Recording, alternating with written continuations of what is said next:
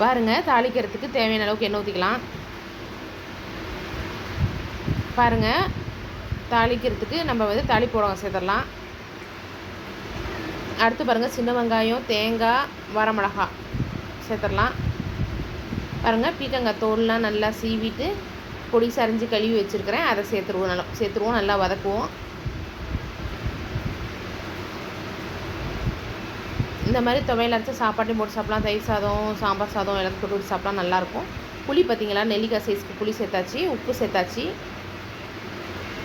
இப்போ நல்லா வதக்குவோம். தோலோட கலர் மாறணும், லைட் ப்ரௌனாக, அது வரைக்கும் வதக்குவோம்.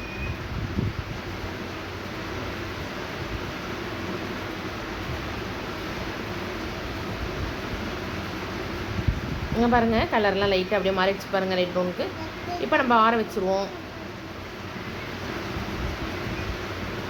பாருங்கள், ஆற வச்சு மிக்ஸி ஜாரில் சேர்த்தாச்சு. கொஞ்சம் தண்ணி தெளித்து அரைச்சிக்கலாம். பாருங்கள், நல்ல டேஸ்ட்டான துவையல், பீக்கங்காய் தோல் துவையல்.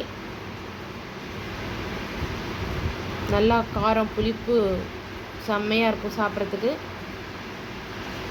பாருங்கள், பீக்கங்காய் தோல் துவையல் பிடிச்சிருந்தா லைக் பண்ணுங்கள், ஷேர் பண்ணுங்கள், கமெண்ட் பண்ணுங்கள், மறக்காமல் சப்ஸ்கிரைப் பண்ணுங்கள். தேங்க்ஸ் ஃபார் வாட்சிங் வீடியோ. Bye bye friends.